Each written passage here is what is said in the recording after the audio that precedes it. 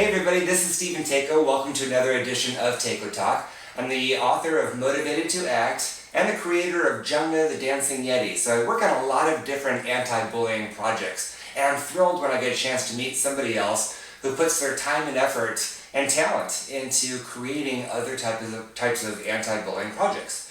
So I was hosting the Los Angeles Movie Awards and I came across Fee Dieter with a great movie out, and so I've brought her on set today, and she's here. Thank you so much for coming out and talking with us. Thank you for having me, Stephen. You bet. So I wanted to have Fee come on because she's got an interesting story and a reason why she came up with her movie.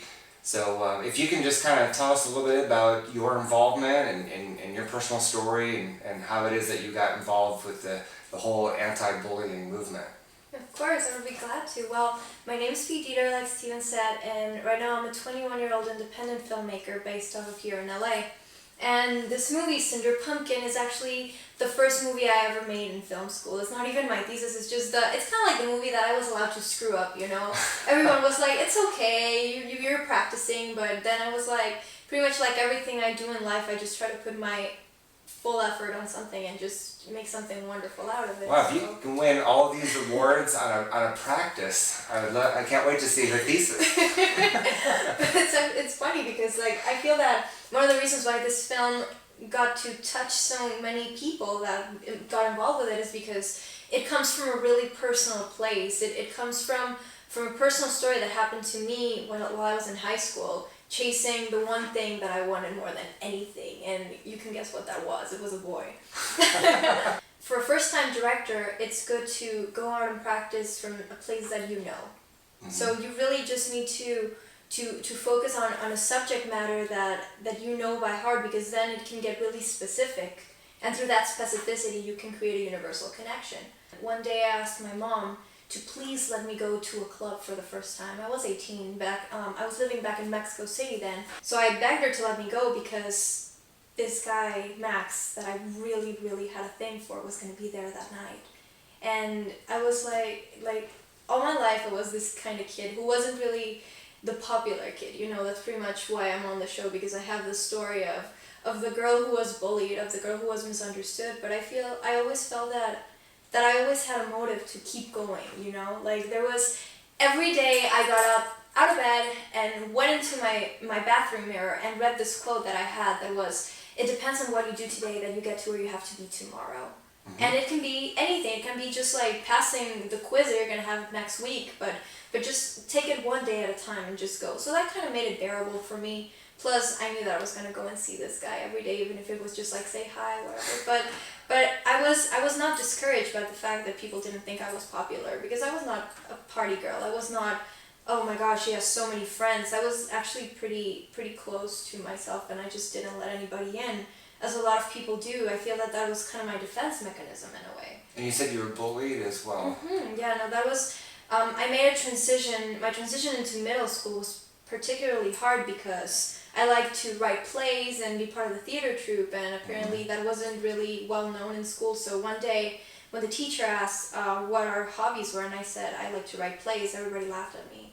And it just kind of went downhill from there, because for some reason, like I was the only one who participated in class, and other people used to get mad at me because they would say, you made mediocrity not acceptable, Fee, because you raised the bar so high with your work and your projects that that the teachers expect all that from us as well, so we don't like you for that, among other different things. Oh, wow. So it was kind of hard, because that's pretty sad. It really is, because it's like I'm just like that I just want to put the extra 10% on everything I do, because that's just me, you know, it's just part of my personality. I'm a Leo and I'm like that and everything. But I don't know, it was kind of hard fitting in that way, because it made people really not like me, and then I was never very good at making friends, because the same people that used to call me names, that some girls actually, there was this other guy that liked me back in middle school actually, but then he decided to go with another girl and then decided to dump her just because he still liked me, and then all her friends started calling me a whore at age 13 and almost broke my nose in the girls' lavatory because of that, and I didn't even know anything. I didn't know what whore meant at that point. That was one of the worst experiences I had, but I I feel that when you have a purpose in life that's bigger than school, bigger than just these kids that I want to fit in so bad, just when you really focus on, in my case, it was in 5 years I want to be in LA making films, you know? I feel that that's what I always wanted to do. And this was at what age? I was around 13. 13. So I was really goofy. I was like fat and awkward at that stage. You were fat? I was fat. I was a little, I mean, not really fat, but I definitely was not like model material. And basically all the popular girls were just like slender and pretty, and like their hair was perfect and mine was a mess, like a big curly mess. Pretty much like this, but just fluffier. I kept it as a trademark afterward because I love my hair now. But back then it made me really self-conscious because there's like... Anyone who's different, anybody who's different for whatever reason, you're too heavy, too skinny, too tall, too short. There's always a but, you know, like it's like you're not exactly right. And that really hurts, especially girls who are like, oh my god, like I just want to be noticed. I want to feel beautiful. I want people to... It's like, in a way, it's horrible, but in a way it's like I need others to accept me so I can accept myself, you know? So you're used to being like the underdog or the person being picked on, not popular, and now you've got this guy, Max. Yes. And your mom, did she let you go to the club? She did. After I begged her and I promised that I would be home by midnight, actually, kind of like Cinderella's story. I promised Mom I would be home by midnight. So that's kind of like, I feel that's in a way where the whole Cinderella thing started coming out. Like, I really did want to feel like Cinderella. Yeah. And then my best friend Daniel was there all the time, and he was encouraging me he's like, I really don't think this is a good idea because this guy is not worth it. He's just one of those like popular guys who only wants you to help him with his homework and then that's it. Fee, you deserve someone so much better. But I was in this mind of, no, it's okay. He's so worth it, and all I need is a chance. And I promise you I can make him see me for who I am and really fall in love with me, because I don't think I like it. I was like, I don't think I'm a bad person. I don't think I'm not an interesting person that someone can fall for. And honestly, I don't even know why I started thinking that way.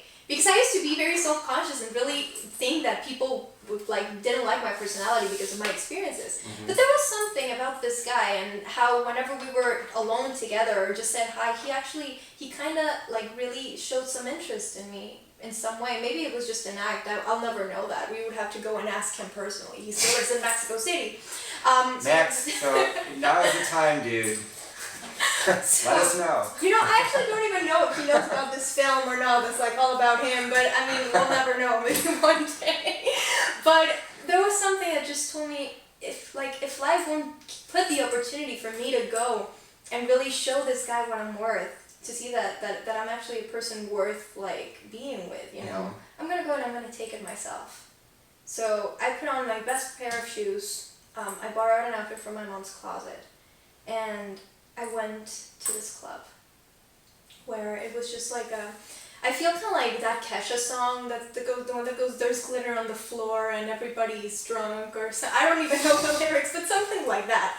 But that's how I felt when I got there, because it literally was a world that I had never seen before. This was different because now there's people from all over and there's bouncers, and oh my god, there's a bar. I was just oh god, what do I order from a bar? I don't even know the names of what they serve here. What is this, you know? This is big time. Yeah, so it was the big leagues now. And I was and I just have one purpose here. I just need to get to talk to him and get him to just give me a chance, you know? Mm-hmm. So sometimes people tell you, be careful what you ask for.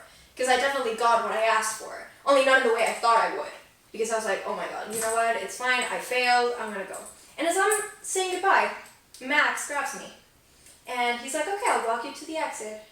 And this is your first chance to talk to him? Yes, because... Just as you're leaving? Yes, because when we got there was a lot of people around. All the cool kids at school who didn't really think I was cool and good enough or worthy of one of their, oh my god, look at us jock friends, you know? But when we went away, and he actually got to talk to me, there was this band playing at the club. It was a live concert. And I just stopped for a minute. I said, I really like this song. And I started dancing, cracking my moves that I was talking about earlier. And for some reason, that led him to kiss me. Wow. So, very forward. Yes. So after that, I was just... So your knight in shining armor that you've been idolizing, dreaming, plants one on you, right? Is about to stroke midnight. Yes. As I'm leaving, I actually thought that things were going to be different now. And to my surprise, I go back to school and everyone's talking. But what they're saying is not good at all. Because apparently Max denies the whole thing, says that I made it up, and sends actually one guy that I'm not even friends with to shut me up and to say, you better not say anything. He says that nothing happened and that he was drunk and all the excuses that you can imagine were said. So naturally I was heartbroken. But I didn't let that stop me because I knew that basically even if it was just for a night, I took a chance on my own and I went for what I wanted. Right. Despite I was the unpopular girl, I was the ugly girl. I was the girl who was just I don't understand how you could be like the ugly girl. You'd be surprised. Like the thing, there was this other girl. Did you have like a lot of plastic surgery? I did not. This is my actual face, believe it or not. But I mean, kids can be mean for all different types of reasons. It's actually funny because it's true what they say. Tell a girl she's pretty a gazillion times and she's not gonna believe you once. Tell her she's ugly once and she'll never forget. I'll tell you for personal experience. That's actually amazing. That's very good. And I would say, if you don't mind, you're a really good example of, we all go through those awkward years. When you're a teenager, and you've mentioned middle school a couple times, and there's so many people that I hope that are watching right now that are in middle school that are struggling because you haven't quite grown into your body yet. Yeah. You still have maybe some baby fat when you were a kid. Yeah. You have acne, you've got braces, those are the hardest years. I had the full package. Braces, acne, and baby fat. All in one. And then I got bangs. I have curly hair and I got bangs because I thought it was a good idea and I cut my hair in layers. Worst mistake ever. You made it through, Yes. You're very pretty today, Thank you. And you made it through those awkward years. And now, you continued with your passion of now nothing ever happened again with this guy. I mean, he just basically, Max just said, it never happened, and then that was it. You just up until I left for LA. 1 year later, exactly, he calls me. Yeah. And he's just like, well, would you like to meet up? How would you like to meet up? Yeah. And I did, and I went to see him. Yeah. And basically, that's where the end of Cinder Pumpkin comes in because I really feel that it's important in life to close cycles when you leave them open like that. And he never faced me up until this point, and now it was the whole. There's a line in Cinder that the Max in Cinder, we actually kept the same name, Max. There's a line that he says, as long as nobody knows, we can keep seeing each other. And well, I think. Pretty pathetic. I didn't say it, he did. You're pathetic. I think he could have had a great opportunity in front of him, but the whole what is society going to say about me sadly was stronger and weighed more than what his heart could have wanted, Right. And it's actually really sad because how many people are in this situation and feel the social pressure of doing things that they don't want to do or stop themselves from doing things they want to do because of what other people are going to say about them. That's actually the essence of what this entire film is about. That's how Cinder and Max in the story are opposites. Because Cinder is a girl who doesn't care and shows that doesn't care what society wants and goes for what she wants. Mm-hmm. And Max, on the other hand, played by Travis Daniel Brown, is just this really heartfelt, sweet guy who just won't let anybody into his life when it's with, for example, in this case, Cinder, just because he has an image to uphold. Right. And he can be a really good person, but he puts on this facade of no, I'm the cool guy, I'm the douchey guy, just because of what they're going to say about him. Well, how many girls out there are actually pressured into having sex with these types of guys? Oh, totally. The ones that they're just out to score, Mm-hmm. and get another girl, and then they go out and talk about it or whatever. Yeah. And then imagine how awful the girl feels, after giving her innocence up, to some guy who turns out to be, not the knight in shining armor. These types of guys usually just don't care about a girl's feelings at all. Right. And that's actually awful because there's how many, I just think, you were mentioning about losing your innocence. I wonder how many girls are out there that just like me who have ever felt used by guys or tricked by guys. And they have no other option but to fake it and seem really strong and really not oblivious to everything so they don't seem weak. Or even drugged by guys. that's even worse, because then that's just all the stories about rape and roofies and those kinds of things. It just makes you wonder. It happens, how, and so many people think, oh well, it would never happen to me, and my son just went to the prom, and I was just like, Alex, just make sure whatever you do, just don't leave any open containers, because some people find it funny to put drugs into other people's drink. What I'd love for you to do is address some of the girls out there that are watching the show, and give them some advice. Maybe they're in the middle school, maybe they're teenagers. Give them some sort of advice and encouragement, so that if they're feeling right now like they're in a relationship that just went sour, and they're like hopeless, and they're being picked on at school, or whatever the situation is, if you can possibly give some advice to support them out there. Well, the first thing I would like to say is, you're not alone out there. I want to talk to you as a girl who's just like you, who has had some really bad things happen to her, but who's still here. And I really like to believe and transmit to others that what doesn't kill you really does make you stronger. Because what I try to do with my work, and what I hope to tell you, is what nobody told me, which is that it doesn't matter what anybody says or what anybody wants you to believe you are. You need to stay true to who your essence tells you are, because I'm pretty sure it's beautiful. Because there's nothing more beautiful than being really yourself, and you'd be surprised how much other people are going to start noticing and really loving you for you once you accept yourself and love you for you. And I know it may sound cliche as hell, but it really it takes looking into your soul and really falling in love with what you see there. Because that's what's going to make you unique all your life, and that's how you're just going to push through all the struggles and all the troubles that other people or life itself might give you. And just remember that there's always a way out, and it's okay to cry, it's okay to break down, it's okay to feel lost, but you always have to allow yourself and to give yourself the opportunity to climb out of that. Because it's only going to make you stronger, and you need to move on in life no matter what happens. And that's honestly the best advice I can give anybody, because, well, that's what has actually kept me going at this point in life. So just go out there and do beautiful things with the beautiful person you are. Beautiful, beautiful words. Thanks again for sharing and for being on the show. So briefly, tell us again, how can people find this movie? And I see it's winning all these great awards. Where can people find it? Well, right now it's almost done with its festival run, and it's going to be available on Vimeo pretty soon for everyone to watch. So you can find me on Twitter, Facebook as Feed Eater, and there's going to be updates there all the time. What's your Twitter handle? My Twitter, Feed Eater, just my name. Same with Instagram, just simple, my name all together, straightforward, no numbers, no underscores, nothing, just plain simple me. Sweet. Well, again, it's a great movie. I was blessed to have a chance to watch it, and so nice to meet you and have you come out and share with us.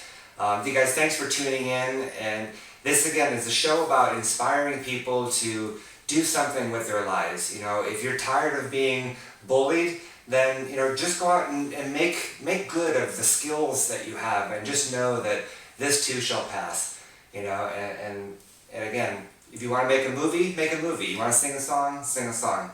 Anyway, so thanks again for tuning in to Tako Talk. Thanks again for being on the show. Definitely appreciate having you. And you guys look forward to seeing you again soon on Tako Talk. There's this party tonight, and he's probably going to meet some super hot Nina Dobrev clone while I stay here getting the pumpkinness out of me. Cinder? Hi, Max. What's stopping you, huh? Alex and her friends? Please. Max is 3 times more likely to notice you than their cellulite-covered butts. Go! Is that all you got? Or would you rather spend the rest of your life believing you're no better than a pumpkin?